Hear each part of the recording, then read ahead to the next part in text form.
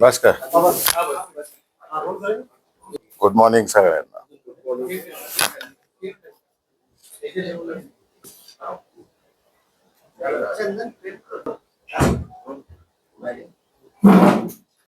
विविध ठिकाणी नगरसेवकांच्या भेटी देखील आपण घेतल्या आहेत. कुठल्या कुठल्या पक्षाच्या नगरसेवकांच्या भेटी घेतलेल्या आहेत काय? मी सगळ्याच पक्षाच्या नगरसेवकांच्या भेटी घेतलेल्या आहेत. जसं मी पहिल्या दिवशी तुम्हाला सांगितलं की जी अदृश्य शक्ती आहे या लोकशाहीमधली, त्या सगळ्यांना भेटलोय मी काल. पहिल्या दिवशी आपण म्हणतो की 16 मार्चापासून मी सुरुवात करतोय, त्याला पालकमंत्र्यांनी उत्तर दिलं की ते 500 पासून सुरू करताय. त्याचा अर्थ 500 त्यांच्याबरोबर आहे रक्ताचं त्यांचं म्हणणं आहे. काय उत्तर असेल त्यांचा आकडा त्यांनी नक्की ठरवावा. कधी 600 म्हणतायत, कधी 500 म्हणतायत. त्यांचा संभ्रम त्यांनाच विचारा. या सगळ्या प्रचाराची रणधुमाळी भाजप करताना आपल्याला पाहण्यात येते. सभा देखील त्यांच्या राम सातपुते असतील, पालकमंत्री असतील, सातत्यानं आपल्याला टीका करतायत. पालकमंत्र्यांचं असं म्हणणं आहे की संपलेलं कुटुंब होतं आणि त्याला देवेंद्र फडणवीसांनी उभं केलं आणि ज्या कुटुंबाला उभं केलं त्याच बेईमानी करतायत. लोकशाही आहे, सगळ्यांना बोलण्याचा अधिकार आहे, परंतु मला हे समजत नाही, या सोलापूर जिल्ह्यामध्ये कुठलंही इलेक्शन लागलं, मोहिते पाटील उमेदवार जरी नसले तरी मोहिते पाटलांवर टीका करणं सोडून दुसरं काहीच जमत नाही. इलेक्शन कशाचे, त्याच्या विकासाच्या मुद्द्यावर बोललं गेलं पाहिजे, त्याच्यावर कोण बोलतच नाही. त्यांची मर्जी.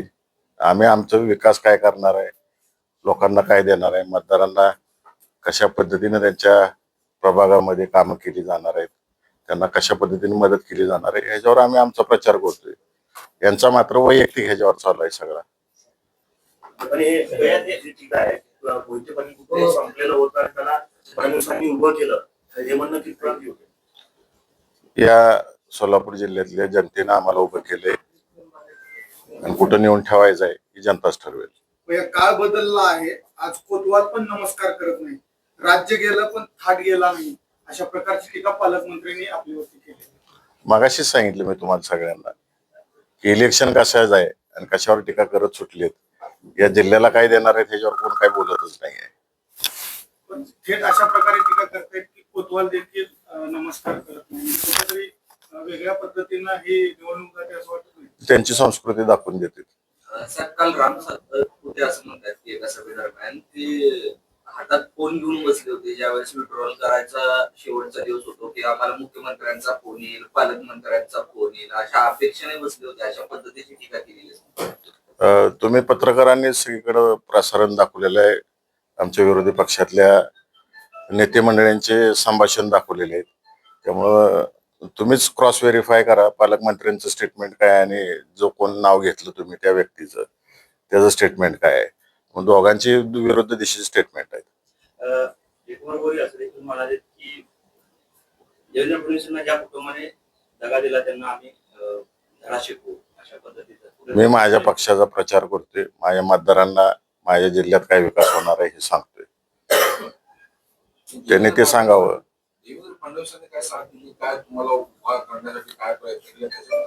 मी याच्यापूर्वी अनेक वेळा बोललेलो आहे आणि उघड उघड बोललेलो आहे. काय मदत केली जाहीरपणाने सांगितले नाही, ते जाहीर आभारही मानलेले आहेत.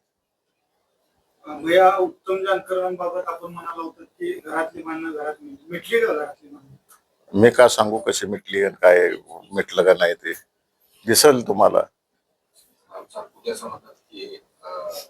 त्यांना विधान परिषद निवडणूक लढवण्याची पुढे हिंमत नाही केली पाहिजे. चार वेळा संपलेल्या व्यक्तीवर मी बोलत नाही. पालकमंत्री काल भाषणामध्ये असंही म्हणाले की मी या जिल्ह्याचा पोस्टमॅन आहे आणि तुमच्या मदत येते मुख्यमंत्र्यांपर्यंत पोहोचवतो आणि तिथून जर मला आदेश आले की कार्यक्रम करायचा तर मी एखाद्याचा कार्यक्रमही करतो आणि कोणाचा कार्यक्रम लावायचा असेल तर त्याचा कार्यक्रमही लावतो. ते पालकमंत्री आहेत का पोस्टमॅन आहेत हे त्यांनी ठरवावं.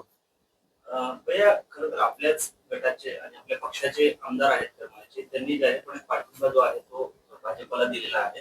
काय नक्की कारण आहेत? कारण आज बऱ्याच वेळेस सुद्धा ते होते, नंतर जाहीर बैठक घेऊन त्यांनी पाठिंबा सुद्धा दिलेला आहे. नारायणबाबा पाटील? त्यांनाच विचारलेलं बरं राहील मला विचारण्यापेक्षा. मला माझे मतदार माझ्या बरोबर आहेत, मतदारांबरोबर मी काम करतोय. त्यांचे म्हणजे जेडपी सदस्य आहेत त्यांचे काही किंवा जे पंचायत समिती ते सुद्धा त्या बैठकीत होते आणि कुठेतरी ते आपल्यापासून त्यांनी फारकत घेतली आहे का आणि याचा परिणाम आगामी लोकसभेवर होईल का? 600 अदृश्य मतदार माझ्या बरोबर आहेत. साहेब की डीसीसी बँकेचा घोटाळा बाहेर काढला होता आणि त्याच्यामध्ये जे आहे की जे आत्ता भाजपमध्ये आलेले नेते आहेत आणि पूर्वी आपल्या पक्षात असतील किंवा अन्य पक्षातले जे नेते आहेत त्यांची नावं प्रामुख्याने होते. आता ते नेते भाजपमध्ये त्या अदृश्य शक्ती हीच नेते तुमच्या पाठीशी. माझे मतदार, माझ्या उमेदवारांचे मतदार हे अदृश्य शक्ती आहेत आणि आम्ही कोणतेही विषय काढलेले नाहीत. आम्ही दुसऱ्या मुद्द्यांवर ही इलेक्शन लढत नाही. स्थानिक स्वराज्य संस्थे जे आहेत त्या मुद्द्यांवर ही इलेक्शन लढतोय. त्यामुळं कुणाला कुठल्या गोष्टी आम्ही न बोलता काय लागत असेल तर त्यात आम्ही जबाबदार नाही त्याला. ही निवडणूक जी आहे ती जिंकल्यानंतर पहिली सभा जी आहे विजय सभा ती मी अकलूजच्या चौकामध्ये घेणार आहे अशा प्रकारे आणि त्याच वेळेस मोहिते पाटलांना उत्तर देणार असं उमेदवार राजेंद्र राऊत म्हणतात. लोकशाही आहे, स्वागत आहे त्यांचं अकलूजमध्ये. याच्यापूर्वी अनेक पक्षांच्या अनेक मोठ्या नेते मंडळींच्या सभा अकलूजला झालेल्या आहेत आणि अकलूज हे फार विचारवंत गाव आहे. लोकशाही मार्गाने यावं, त्यांना जे काय करू वाटतंय ते करावं, आमचं ना म्हणणं नाही आहे त्याला. याच्यापूर्वी आदरणीय प्रमोद महाजन साहेबांची सभा झालेली आहे अकलूजला, पवार साहेबांच्या झालेल्या आहेत. अगदी जुनं सांगायचं झालं तर देशाचे माजी पंतप्रधान चंद्रशेखर साहेबांची पण अकलूजला सभा झालेली आहे. मग अकलूजला ह्या गोष्टी नवीन नाहीत. अनेक पक्षाचे अनेक लोक येऊन अकलूजमध्ये सभा गाजवून गेलेले आहेत. मग आमच्या विरोधातले असतील, आमच्या बाजूचे असतील, अकलूज नेहमी सगळ्यांचं स्वागत करते. या कशा पद्धतीचे मुद्दे घेऊन आपण या निवडणुकीत प्रचार करताय? कोण असा प्रचार होतोय? काय मुद्दे प्रामुख्याने असतील म्हणजे काय? आमचे प्रामुख्याने मुद्दे हे आहेत की जो मतदार ह्यामध्ये निवडून आलेला आहे त्याला लोकांनी विश्वास ठेवून निवडून दिलेले हे सगळे मतदार आहेत आणि त्यांना त्यांच्या त्यांच्या प्रभागामध्ये त्यांच्या त्यांच्या गावाचा विकास करायचा आहे. आणि हा विकास करत असताना कुठं राजकारणाचा दुजाभाव झाला नाही पाहिजे आणि त्यांच्या हक्काचा निधी त्यांच्या प्रभागामधला असेल, त्यांच्या गावचा असेल, तो मिळाला पाहिजे.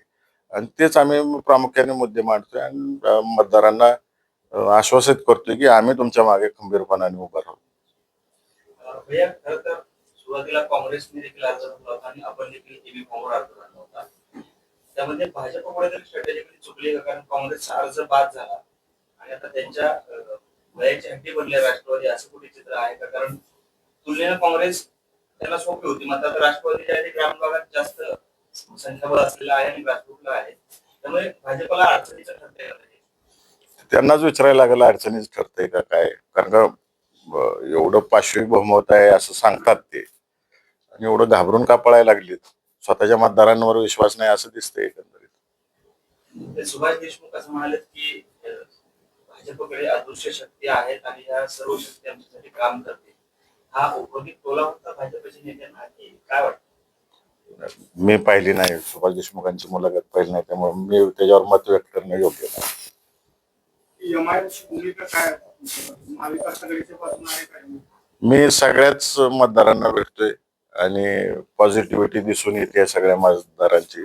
आपली व्यथा भरभरून मांडतायत माझ्यासमोर, त्यामुळं चांगला प्रतिसाद आहे. सत्ताधारी पक्षाचे पण नगरसेवक म्हणतात. उत्स्फूर्त भेटी झाली भरपूर भेटी झाल्या आणि आजही घेणार आहे.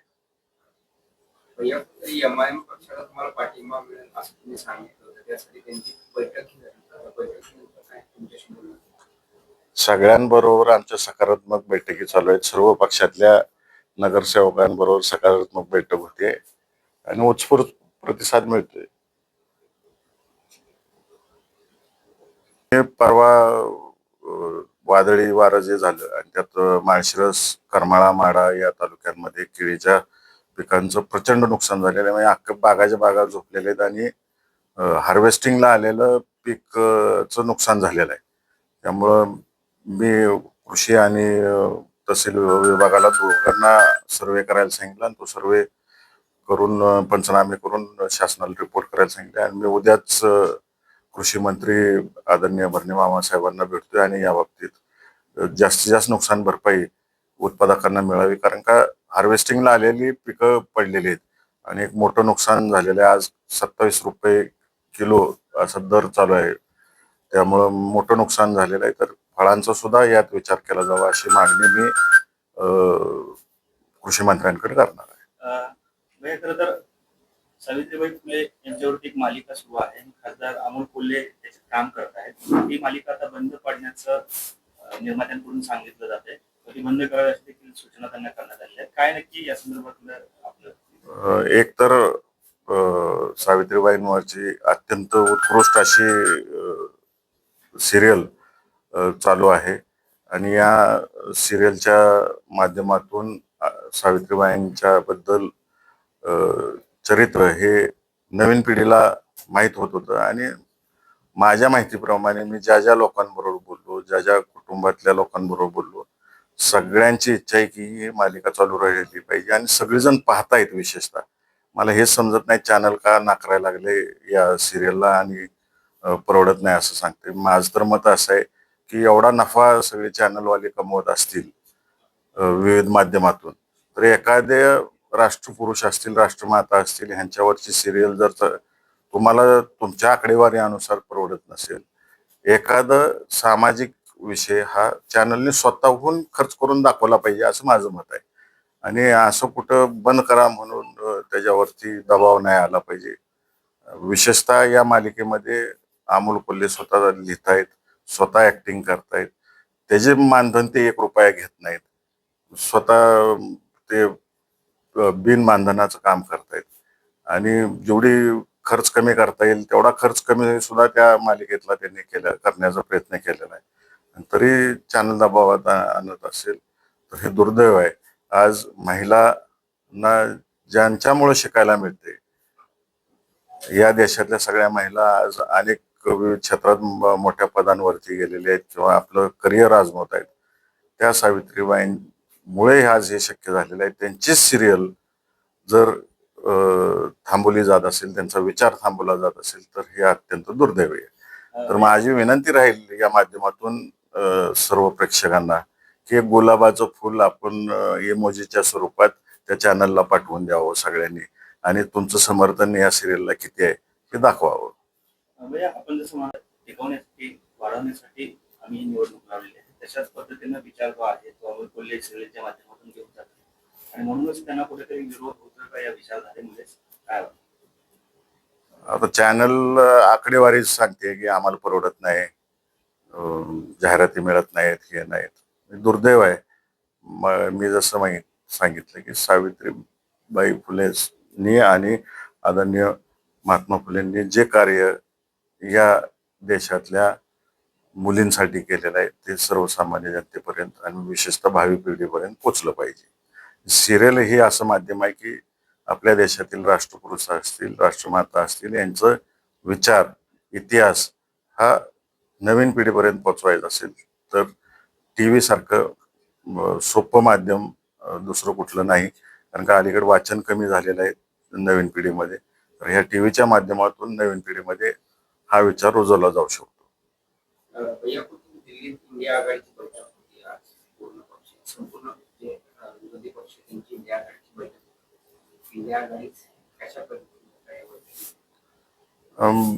आज इंडिया आघाडीची बैठक होती आणि नक्कीच त्यात चांगल्या पद्धतीचं विचार मंथन होईल आणि पुढे जाण्याच्या दृष्टिकोनातून, एकत्रित राहण्याच्या दृष्टिकोनातून इंडिया आघाडीमध्ये विचार विनिमय होऊन पुढे जातील सगळेजण.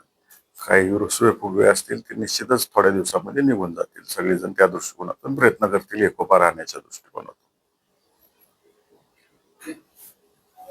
थँक्यू.